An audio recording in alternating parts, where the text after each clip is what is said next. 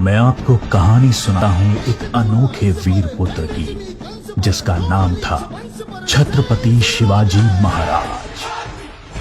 सन 1627 ईस्वी पूरे भारत पर मुगल साम्राज्य का आधिपत्य था। उत्तर में शाहजहां तो बीजापुर में सुल्तान मोहम्मद आदिल शाह और गोलकोंडा में सुल्तान अब्दुल्ला कुतुब शाह। डेक्कन के सुल्तान सेना के लिए हमेशा मुस्लिम अफसरों को ही प्राथमिकता देते थे। बंदरगाहों पर पुर्तगालियों का कब्जा था और थल मार्ग पर मुगलों का अधिकार। इसलिए उत्तरी अफ्रीका और मध्य एशिया से मुसलमान अधिकारियों को ला पाना मुमकिन नहीं था और डेक्कन के सुल्तानों को हिंदू अधिकारी नियुक्त करने पड़ते थे। आदिल शाह की सेना में एक मराठा सेनाध्यक्ष था, शाहजी भोसले। शाहजी सेना में उच्च पद पर आसीन था। सन 1630 में महाराष्ट्र में जुन्नर के समीप शिवनेरी के किले में उनके और जीजाबाई के यहां एक पुत्र का जन्म हुआ। स्थानीय देवी शिवाय के नाम पर पुत्र का नामकरण हुआ, जो आगे चलकर छत्रपति शिवाजी महाराज के नाम से विश्व विख्यात हुए। शिवाजी के पिता काफी समय घर से दूर रहे थे, इसलिए बचपन में उनकी देखरेख माता जीजाबाई और गुरु दादोजी कोंडेव ने की। दादोजी ने उन्हें युद्ध कौशल और नीति शास्त्र सिखाया, तो जीजा माता ने हिंदू धार्मिक कथाएं। जब दादोजी का सन 1647 में निधन हुआ, तब उनका ये मानना था कि शिवाजी अपने पिता की ही तरह आदिल शाह की सेना में उच्च पद पर आसीन होंगे, लेकिन विधि को कुछ और ही मंजूर था। सन 1646 के समय भारत में किसी हिंदू शासक का अपना स्वतंत्र राज्य स्थापित कर पाने के लिए इन तीन परिस्थितियों का पूरा होना जरूरी था। एक, कि वो शक्तिशाली साम्राज्यों के केंद्र से दूर हों, जमीन खेती के लिए अनुपयोगी हो और जंगलों से घिरा हुआ हो, ताकि छापामार युद्ध या गुरिल्ला वॉरफेयर करा जा सके। ये परिस्थितियां 1646 में शिवाजी के लिए अनुकूल बनी, जब उन्होंने स्थानीय किसानों मावली के समर्थन से अपनी सेना का निर्माण किया। शिवाजी को भली भांति याद था कि किसी भी साम्राज्य को स्थापित करने के लिए किलों की क्या महत्व है, इसलिए सिर्फ 15 साल की उम्र में ही उन्होंने आदिल शाही अधिकारियों को रिश्वत देकर तोड़ना, चाकन एवं कोंडना किलों को अपने अधिकार में कर लिया। इसके बाद उन्होंने आबाजी सोमदेव की मदद से थाना, कल्याण और भिवंडी के किलों को मुल्ला अहमद से छीनकर अपने अधिकार में कर लिया। इन घटनाओं से आदिल शाही साम्राज्य में हड़कंप मच गया। शिवाजी को रोकने के लिए उनके पिता को गिरफ्तार कर लिया गया। इसलिए शिवाजी ने अगले 7 बरस तक आदिल शाह पर सीधा आक्रमण नहीं किया। शिवाजी ने यह समय अपनी सेना को बढ़ाने और प्रभावशाली देशमुखों को अपनी ओर करने में लगाया। धीरे धीरे उन्होंने एक विशाल सेना खड़ी कर ली, जिसके घुड़सवार नेताजी पलकर ने संभाल रखी थी और पैदल सेना यशाजी कंक ने। अब तक शिवाजी के पास 40 किले भी आ चुके थे। शिवाजी के बढ़ते प्रभाव को रोकने के लिए सन 1659 में बीजापुर की बड़ी साहिबा ने अफजल खान को 10,000 सिपाहियों के साथ शिवाजी पर आक्रमण करने का हुक्म दिया। अफजल खान अपनी क्रूरता और ताकत के लिए जाना जाता था। उसने शिवाजी को खुले युद्ध करने के लिए उकसाने के लक्ष्य से बहुत सारे मंदिरों को तोड़ डाला और कई बेगुनाह नागरिकों का कत्ल कर डाला। लेकिन शिवाजी ने चतुराई और रण कौशल का परिचय देते हुए छापामार पद्धति से युद्ध चालू रखा। इस समय वो प्रतापगढ़ किले में रहे, जो कि चारों तरफ से घने जंगलों से घिरा हुआ था। अंत में अफजल खान ने शिवाजी को धोखे से मारने की साजिश रची। उसने शिवाजी को मिलने का न्योता भेजा। जब वो मिले, अफजल खान ने अपनी मजबूत पकड़ में शिवाजी को दबाकर मार डालने का प्रयास किया। शिवाजी पहले से तैयार थे। अपने छुपाकर रखे हुए बाग नाका से उन्होंने अफजल खान का पेट ही चीर डाला, जो कि उनसे 2 गुना विशालकाय था। इसके बाद प्रतापगढ़ की लड़ाई में शिवाजी ने अफजल खान की सेना को करारी मात दी। शक्तिशाली अफजल खान की हार से बीजापुर का सुल्तान स्तब्ध रह गया। अब की बार रुस्तम जमान को भेजा गया। 28 दिसंबर 1659 को शिवाजी ने रुस्तम जमान की सेना पर सामने से हमला बोल दिया।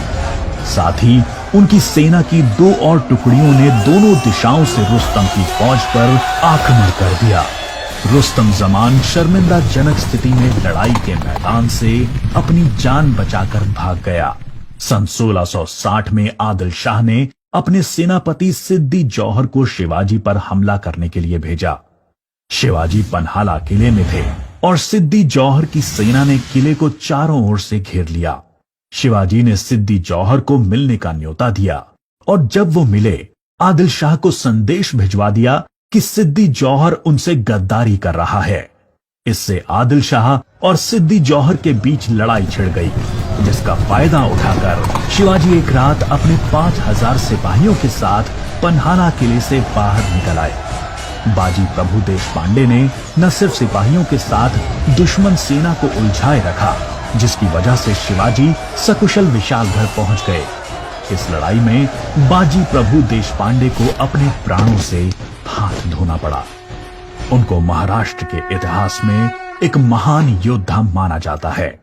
इसके बाद बीजापुर की बड़ी बेगम ने औरंगजेब से शिवाजी को पकड़ने के लिए विनती करी। उसने अपने मामा शाइस्ता खान को 1,50,000 सैनिकों के साथ शिवाजी से युद्ध करने भेजा। शाइस्ता खान ने अपनी विशाल सेना के बल पर पुणे पर कब्जा कर लिया और शिवाजी के निवास स्थान लाल महल पे अपना बसेरा डाल दिया। शिवाजी ने चालाकी से अपने 400 सिपाहियों के साथ शादी के बारातियों के वेश में पुणे में प्रवेश कर लिया। रात के समय उन्होंने सीधे शाइस्ता खान के ऊपर खतरनाक हमला बोला। खान ने खाकी से कूदकर अपनी जान बचा ली, पर शिवाजी की तलवार की वार से अपनी 3 उंगलियां गंवा बैठा। उंगली तो गई और इज्जत भी। फिर शिवाजी ने सन 1664 में मुगल व्यवसायी केंद्र सूरत पर आक्रमण करके उसको तहस नहस कर डाला। औरंगजेब आग बबूला होकर 60 वर्षीय राजपूत सेना नायक मिर्जा राजा जयसिंह को अपने 1.5 लाख सैनिकों के साथ शिवाजी से लड़ने के लिए भेजा। इस युद्ध में शिवाजी की हार हुई और उन्हें अपने 23 किले और 4 लाख की मुद्रा हर्जाने के रूप में देनी पड़ी। उन्हें अपने 9 वर्ष के पुत्र संभाजी के साथ आगरा जाना पड़ा। शिवाजी को नियंत्रित रखने के लिए पहले यह तय हुआ कि उन्हें मुगल दरबार में कोई पद दिया जाए, लेकिन औरंगजेब ने उसको बदलकर शिवाजी को घर में कैद करने का आदेश दे दिया।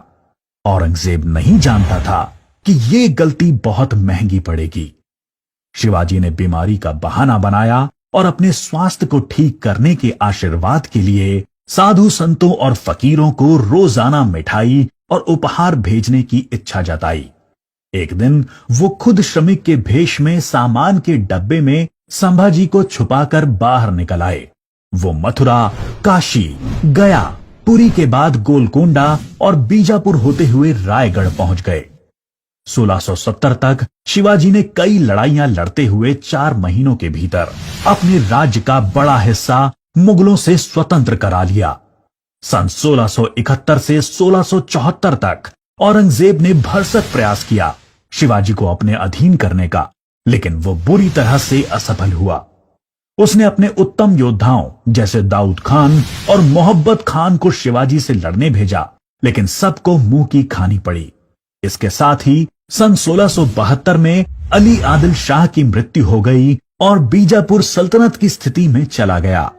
आखिर वो दिन आया जब गगा भट्ट ने 6 जून 1664 को पूरे उत्सवनुमा वातावरण में हिंदू परंपराओं के साथ शिवाजी का राज्याभिषेक किया।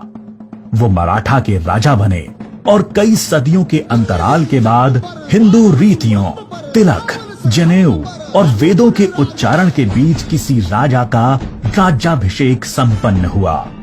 शिवाजी की महानता सिर्फ उनकी बहादुरी और युद्ध कौशल में ही नहीं थी, वो एक योग्य प्रशासक भी थे। उन्होंने धर्म के आधार पर कभी किसी के साथ पक्षपात नहीं किया। उनके कई अधिकारी, यहां तक कि उनके व्यक्तिगत अंगरक्षकों में कुछ मुसलमान भी थे। उन्होंने कभी किसी भी नारी का निरादर नहीं किया। यहाँ तक कि युद्ध में हारे हुए दुश्मनों की स्त्रियों को भी सम्मान सहित वापस भेज देते थे। गुरिल्ला युद्ध, किलों का उपयोग और नवसेना का निर्माण भारत में पहली बार शिवाजी ने ही करा। उन्होंने 4 किलों तथा 2000 सैनिकों से शुरुआत की थी और उनकी मृत्यु के समय तक ये गिनती 300 किलो एवं 1 लाख सैनिकों की हो गई थी। मार्च 1680 में शिवाजी का स्वास्थ्य खराब हो गया। तेज बुखार और पेचिस के चलते 5 अप्रैल 1680 को 52 साल की छोटी सी उम्र में इनका स्वर्गवास हो गया। औरंगजेब ने सोचा कि शिवाजी की मृत्यु के बाद मराठा राज्य खत्म हो जाएगा, लेकिन ऐसा हुआ नहीं। पहले उनके पुत्र संभाजी ने और उसके बाद छत्रपति राजा राम ने मराठा शासन की बागडोर संभाली। औरंगजेब को करीब 25 सालों तक मराठाओं के साथ युद्ध लड़ना पड़ा, जिसकी वजह से वो अपनी मृत्यु के समय तक पूरी तरह से बर्बाद हो चुका था। शिवाजी ने जो मराठा राज्य की नींव रखी, वो आगे चलकर कर्नाटक से लेकर अटॉक पाकिस्तान तक फैल गई। शिवाजी जैसे मनुष्य कभी मरते नहीं, लेकिन लोगों के हृदय में अपने महान कार्यों, साहस और बलिदानों की वजह से हमेशा अमर रहते हैं।